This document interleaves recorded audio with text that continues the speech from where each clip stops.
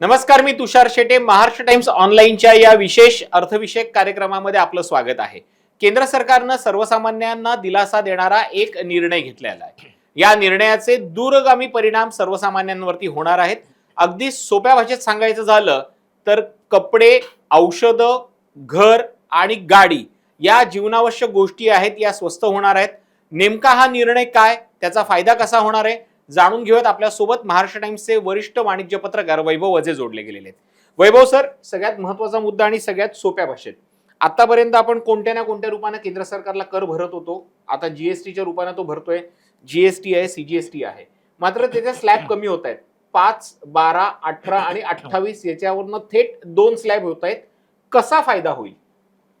आत्तापर्यंत जो जीएसटी, मुळात आधी जीएसटी का लावला तर जे अप्रत्यक्ष कर होते, म्हणजे मूल्यवर्धित कर ज्याला वॅट म्हणतो आपण, ते किंवा सेल्स टॅक्स यासारखे जे अप्रत्यक्ष कर होते, त्या करांची संख्या महाराष्ट्रापुरता विचार केला तर 5 ते 6 होती, म्हणजे किमान. तर हे सगळे कर काढून टाकून देशभरात एकच कर असावा या कल्पनेतून आपण 1 जुलै 2017ला जीएसटी आणला. पण आपलं काय, आपलं संघराज्य पद्धत असल्यामुळे आपल्याला जीएसटी हा संपूर्ण केंद्राने लावला आणि तो काश्मीर ते कन्याकुमारी अप्लाय झाला असं करता आलं नाही. म्हणून आपण केंद्रीय जीएसटी आणि राज्य जीएसटी म्हणजे सीजीएसटी आणि एसजीएसटी अशा स्वरूपामध्ये तो घ्यायला सुरुवात केली. अत्यंत ठेचकाळत अडखळत जीएसटीचा प्रवास चालू झाला, पण आत्ता तो बऱ्यापैकी स्ट्रीमलाईन झालेला आहे. आता हा स्ट्रीमलाईन झालेला प्रवास जरी असला तरी व्यापाऱ्यांना अनंत अडचणी आहेत, कारण दर महिन्याला 20 तारखेला ते जीएसटीचं रिटर्न भरायचं असतं आणि त्यासाठी त्यांना खूप डॉक्युमेंट्स गोळा करायला लागतात, बिलं गोळा करायला लागतात, इनपुट क्रेडिट, नंतर त्यांची स्वतःची MRP, हा सगळा विचार करून तो जीएसटी भरावा लागतो. या सगळ्यातनं एक ओरड होत होतो की आता जीएसटीला 5 वर्ष झाली, 9 वर्ष झाली, आता तरी तो कमी व्हावा. त्यामुळे आता तो 5, 12, 18 आणि 28 या 4 स्तरांमध्ये आहे. तो आता 2 स्तरांमध्ये येईल, 5 आणि 18, अशी घोषणा पंतप्रधानांनी 15 ऑगस्टला केली. ह्या घोषणेमुळे होईल काय, तर बऱ्याच वस्तू ह्या स्वस्त होतील. ज्या 18% स्लॅबमध्ये होत्या किंवा ज्या 12% स्लॅबमध्ये होत्या त्या 5मध्ये येतील. ज्या 28% स्लॅबमध्ये होत्या त्या 18% जातील. त्यामुळे पुष्कळ वेगवेगळ्या क्षेत्रांमधल्या वस्तू स्वस्त होतील आणि याचा फायदा निश्चितच आपल्याला होणार आहे. बरोबर आहे. जसं एक मी म्हणालो सुरुवातीला की सर्वसामान्यांना फायदा होणार आहे, कारण की आता सगळ्यांसाठी अन्न, वस्त्र व निवारा या तर मूलभूत गरजेच्या गोष्टी अगदी अश्मयुगापासून होत्या. मात्र आता गाडी आणि मोबाईल ही सुद्धा झालेली आहे. तर गाड्यांचे पार्ट्स, मोबाईल हे कसं स्वस्त होईल आणि त्यांचा जो स्लॅब आहे तो कसा कमी होणार आहे? सध्या गाड्यांवरती वेगवेगळ्या प्रकारच्या दुचाकी असतील किंवा 4 चाकी असतील याच्यावर आत्ता 28% कर लागतो आहे जीएसटी, आणि हा कर एकदम 18%वर आणला जाईल. यामुळे गाड्या स्वस्त होतील. गाड्या स्वस्त होतील म्हणण्यापेक्षा त्याचं थेट आपल्यासारख्या मध्यमवर्गीयांना होणारा फायदा म्हणजे आपले EMI कमी होतील, कारण वाहन कर्ज आपल्याला स्वस्तात मिळायला लागेल. त्यामुळे गाडी स्वस्त झाल्यावर अधिकाधिक लोकांचं गाडी घेण्याचं स्वप्न पूर्ण होईल. त्याचप्रमाणे घरं स्वस्त होण्याची दाट शक्यता आहे. याचं कारण आत्ता जे सिमेंटवरती 28% जीएसटी आहे तो 18% लागेल आणि कदाचित स्टीलवरती जो 18% जीएसटी आहे तो काही प्रमाणात काही प्रकारच्या स्टीलमध्ये तो कदाचित 5%वरही आणला जाईल, सांगता येत नाही. पण ओव्हरऑल आत्ता स्टीलवर 18% जीएसटी आहे, सिमेंटवर 28 आहे. तर सिमेंटचा जरी जीएसटी 10% कमी होणं ही खूप मोठी गोष्ट आहे बिल्डरांसाठी, आणि त्यामुळे घरांच्या किमती खाली यायला खूप मोठी मदत होणार आहे. सर, याच्यामध्ये एक महत्त्वाचा मुद्दा आहे, म्हणजे तुम्ही जो सिमेंटचा मुद्दा बिल्डरांसाठी मांडला, म्हणजे एखाद्या व्यक्तीला किंवा एखाद्या डेव्हलपरला एखादी बिल्डिंग बांधण्यासाठी समजा जी अमाऊंट लागत असेल त्या अमाऊंटमध्ये थेट 10% घट होणार आहे. हाच नियम गाडीसाठी लागू होणार आहे. म्हणजे जिथे तुम्ही गाडी घेताना वेगवेगळ्या प्रकारे तुम्हाला इन्शुरन्स म्हणजे तुम्हाला टॅक्स भरावा लागणार आहे. एकतर गाडीसाठी टॅक्स असणार आहे, रोड टॅक्स असणार आहे, इन्शुरन्स टॅक्स असणार आहे, आणि ह्या तिन्ही प्रकारचा जर कलेक्टिव्हली टॅक्स जर कमी झाला तर त्याचा कसा परिणाम होईल? सोप्या भाषेत सांगायचं तर जी गाडी आधी 12 लाख किंवा 18 लाखाच्या घरात जात होती त्याच्यावरती सर्वसाधारणपणे किती रुपये त्यांचे वाचू शकतील, हे एक ढोबळमानाने गणित सांगितलं तर आपल्या प्रेक्षकांना ते जास्त आवडेल. नाही, ढोबळमानाने म्हणजे तुम्ही समजा 10 लाखाचा हिशोब केलात, हिशोबाला सोपं जावं म्हणून, तर 10 लाखावर आत्ता आपण टॅक्स देतो 28%, जीएसटी लागतो आहे. म्हणजे जवळजवळ आपण 2,80,000चा टॅक्स देतो आहे, तो तो एकदम 1,80,000वर येईल. त्यामुळे जवळजवळ एक आपले 80,000 ते 1,00,000 रुपये कमी होतील.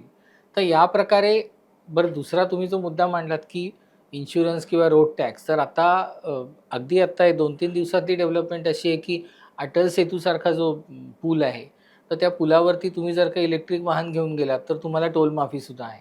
म्हणजे बरोबर. अशा पद्धतीचे जे नियम आहेत ते एन्करेज करतायत की अधिकाधिक ऑटोमोबाईल इंडस्ट्रीला मदत व्हावी आणि ग्राहकांची स्वप्न पूर्ण व्हावी.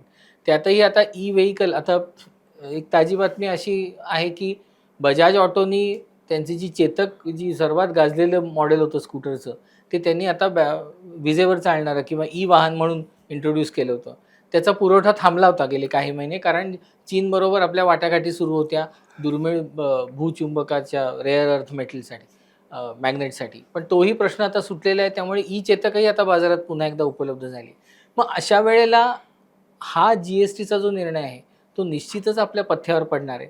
आता त्याचे जे फाईन प्रिंट ज्याला म्हणतो आपण, की प्रत्येक गाडीच्या कॅटेगरीनुसार हा जी-एस-टी कसा-कसा म्हणजे जी-एस-टी कमी झाल्यामुळे ती प्राईस कशी कमी होईल, हे पाहणं निश्चितच उत्कंठावर्धक ठरणार आहे. आणि आता हे करावंच लागेल, कारण तो जो दृश्य परिणाम आहे, तो तर सगळ्यांना माहितीच आहे की तो दिवाळीमध्ये दिसणार आहे.